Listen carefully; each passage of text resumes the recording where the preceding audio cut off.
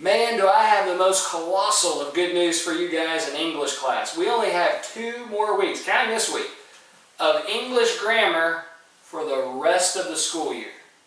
Wait, what's that? Yeah, I can hear the applause all the way from where you're sitting. That is exciting, isn't it?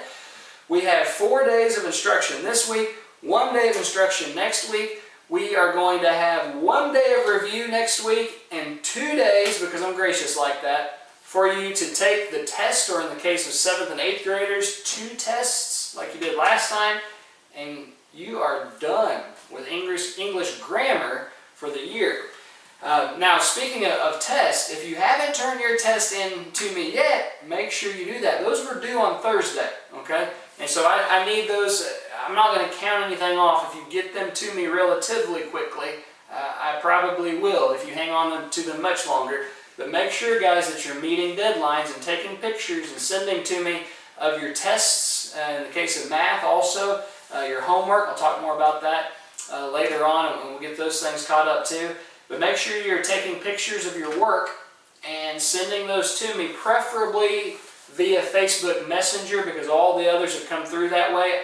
I can do it through email and text. It's a lot easier, though, if it's all in one location. And since everything so far has come to me in Messenger, please use that if there's any way that you're able to do so.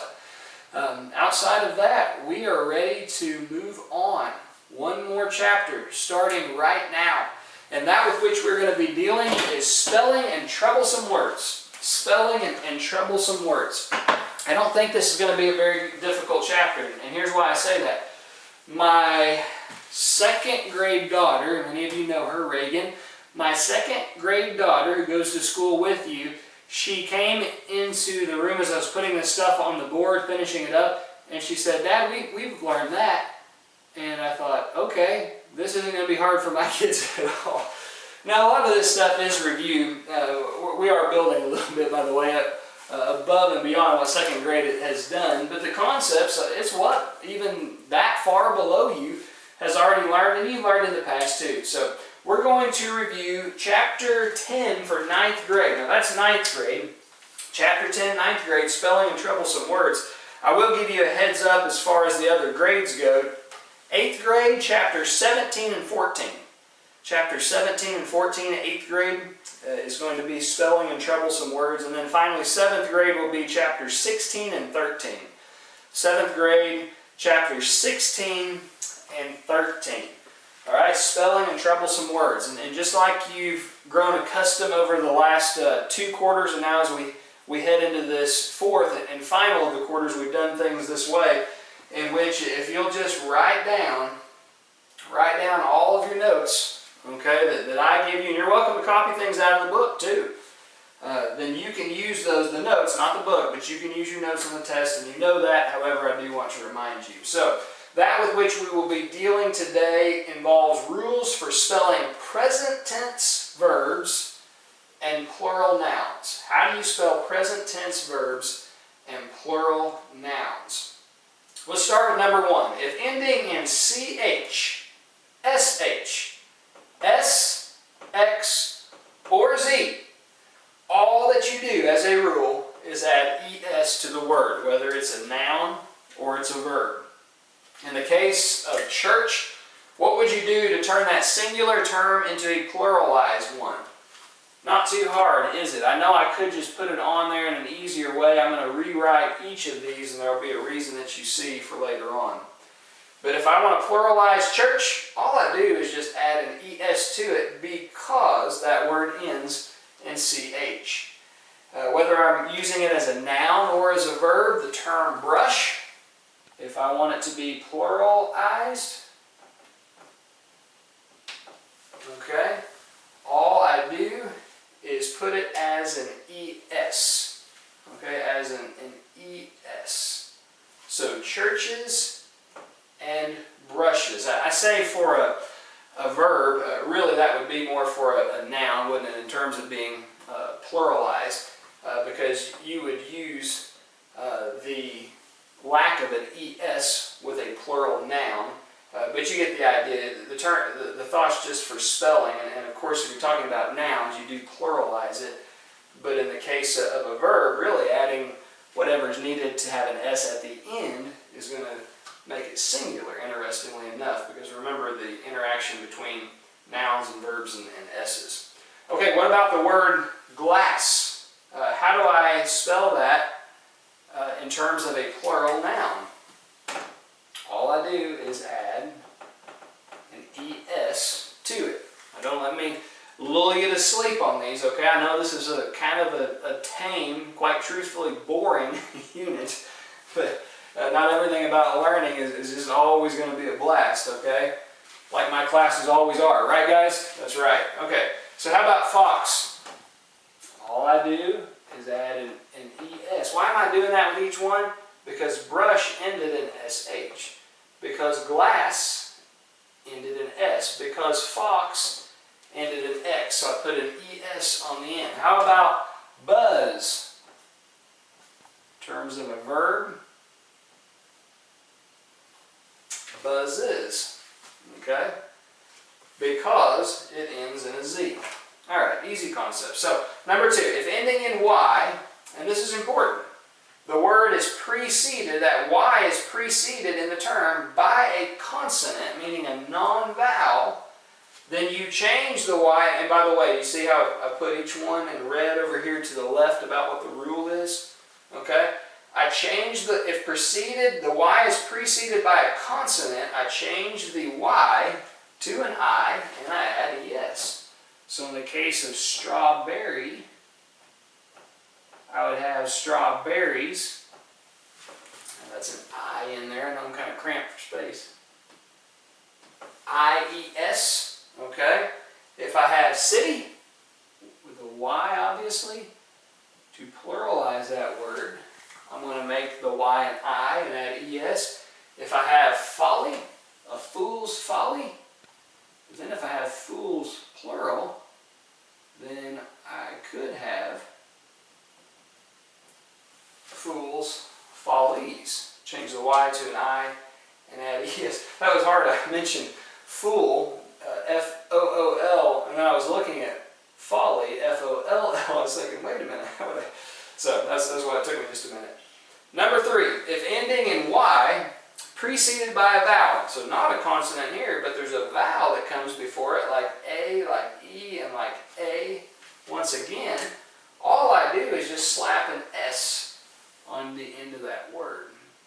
So say becomes says, or says. Sorry, I've told you guys before, it's late at night when I record these videos. Cut me some slack. Says.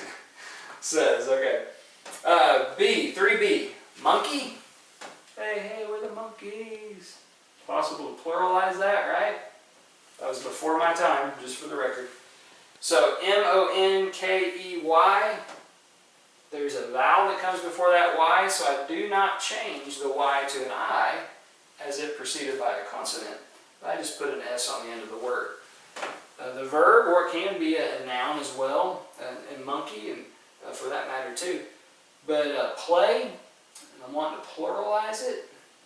If it's a noun, or if I'm wanting to singularize it as a verb, I just put an S on the end, plays.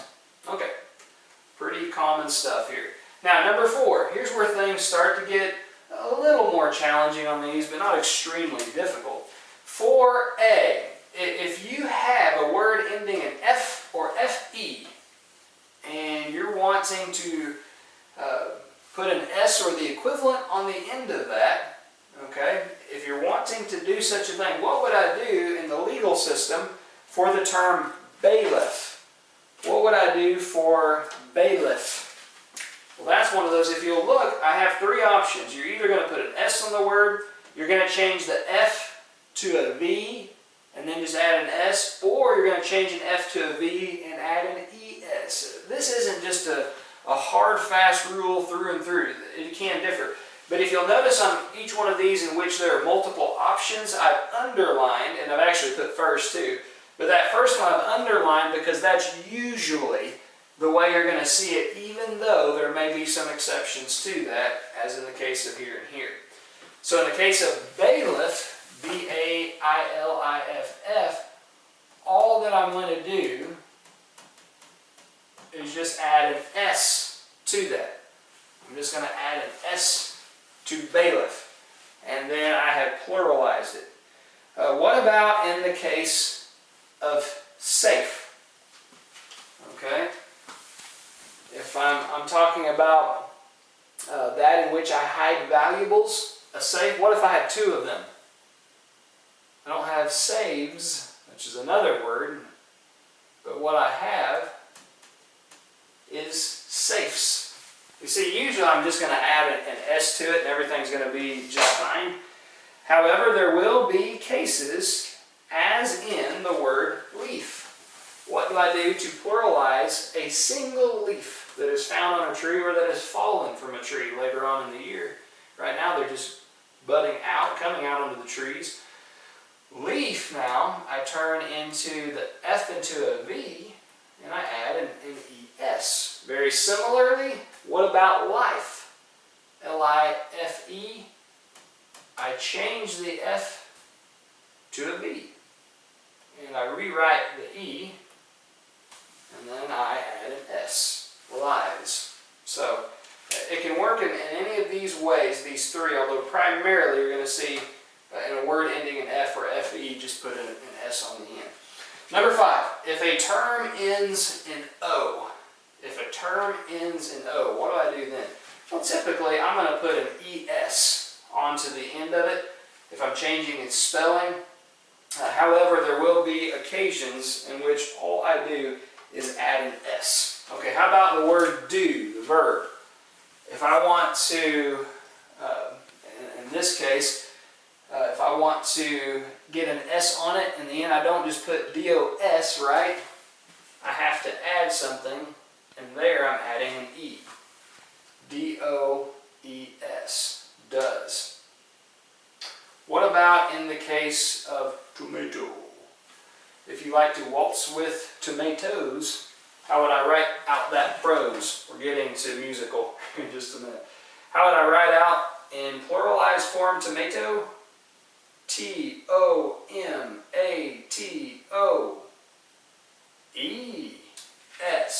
Usually that's what I'm going to do. But what about if I'm a master musician, which I am not? But if I were and wanted to play 2 pianos at once and not just a single one, how would I spell that in expression? P-I-A-N, keep my O, and only. Put an S. That one's not going to have an E before the O, or after the O before the S. How about tuxedo? Similarly, T-U-X-E-D-O. Do not add an E. Simply put an S at the end. And so there's not going to be just a rhyme and reason for every one of these guys, and you just have to get familiar with what one is and what it's not, but usually if a word ends in O, it's going to have an ES at the end. So advertise, musical terms, how about's them? If I have the musical term soprano, what am I going to do? Well, usually I'm just going to add an S, although there will be sometimes that in musical terms, once again, you can have an ES. And so, in these, really what we're doing is flipping what the rule is. Instead of usually being ES ending in O, if it's a musical term, which many of them are going to end in O, you're just going to put an S. And I'm not going to rewrite each one of these, because in the case of soprano, sounded tone deaf, didn't it? Something that's really high, okay? Okay, I'm not a soprano, you girls are sopranos. Sopranos, that's just going to be an S.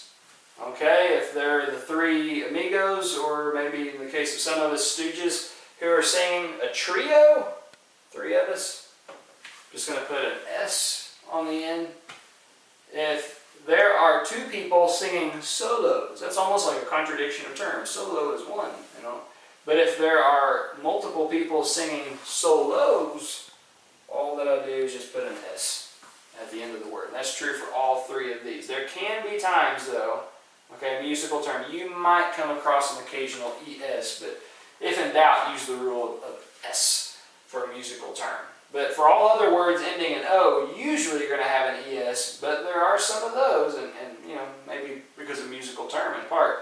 That's not musical and that has an S, but follow your rules of thumb for those and lean more that direction if you have a question.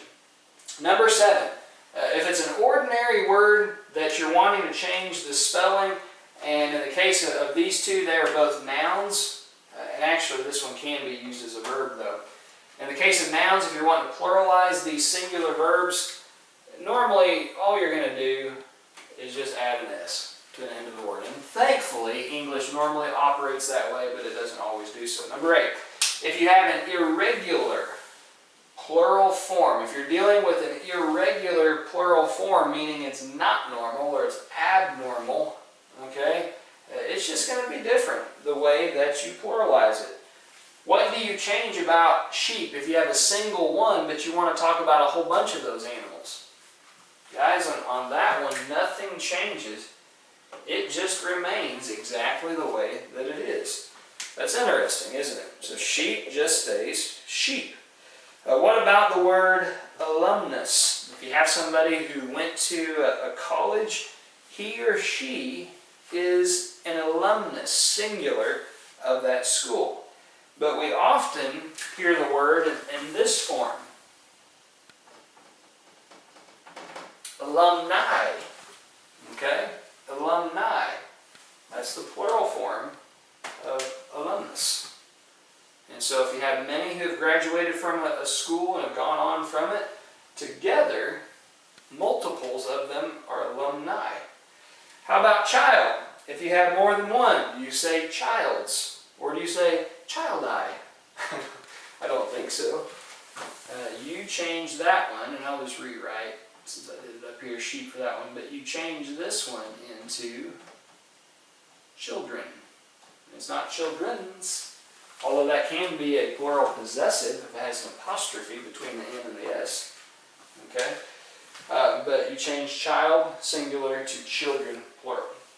I know this isn't earth-shattering to you guys. This isn't any new information probably to a single one of you, but it doesn't hurt to review these things. I have just a couple more things I want to show you in this lesson. I'm going to pause, erase what's on the board, we'll get that, and I will ship you on your merry way. Okie doke, smoke, let's finish up. What about plurals of numbers? Well, when you're dealing with pluralities of numbers, use S alone for the plural of a number that is expressed in figures. For instance, number 1, the, let's say, eeny, meeny, miny, 1980s. Okay, how would I do that? 1980s. Usually, you're going to see people put an apostrophe and an S. Don't do that. In football, this means incomplete, bad job. Well, that's the case in English too. Incomplete, bad job. Don't put an apostrophe S. Use S alone. Use S alone for the plural of a number that is expressed in figures, meaning not written out in words.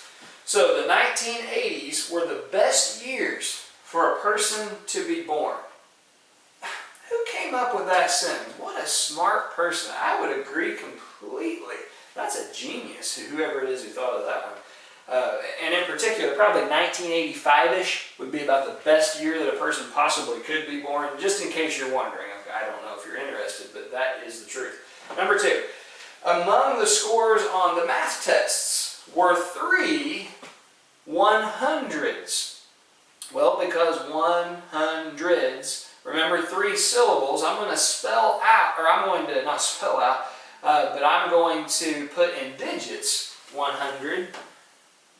But I need to say 100s. How would I do that? Apostrophe S, incomplete. You just lost the game. No, you would do it with an S alone. That's the rule. 3 100s, S alone, no apostrophe. Among the scores on the math test were 3 100s. And by the way, that is a true statement for Algebra 1. I'm looking forward to Algebra 1 class when I can later announce exactly who those individuals are. Now, I say later, you may have already watched it, I'm doing it later. So, compounds. For compound nouns, Okay, that just means two or more words that have been put together to form one term that can be just a single word, can be hyphenated as one word, okay, or as one noun, can be as many as three or so separate words. So for compounds, just attach s or es to the ends of most of them. For instance, how would you pluralize baseball? You would say baseballs, and that's a compound noun because base is a word all by itself, ball is a word all by itself. Slap it together and you have baseballs. Number two, how would you pluralize cupful? I would just put an S on the end of it, cupfuls. Number three, how would I pluralize the verb babysit? Would you babysit my kids? I don't recommend it. It's a nightmare, trust me. Stay right where you are.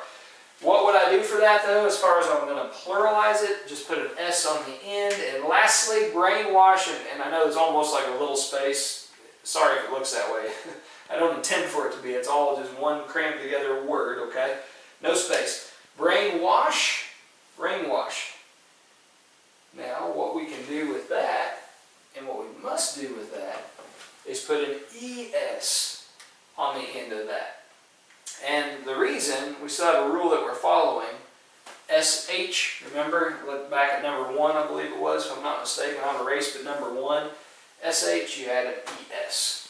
Okay, for our final thought, pluralize the most important element of certain compound nouns. Usually, that is the first word. So there are some that are somewhat unique, and you pluralize the most important element when they're separated by hyphens, okay, or they're separated by spaces. There are certain compound nouns that you're going to pluralize just one word. It's the most important word, and it's usually the first word. For instance, brother-in-law. If I were to have more than one of those, I wouldn't say brother-in-laws. What's the most important word in those three? And you might remember we did this earlier in the year, but it also fits under this category. So we're going to reiterate those solid points. Brothers-in-law. The most important word of the three is brother, and therefore that's the one on which I put an S. Number 2, master of ceremonies.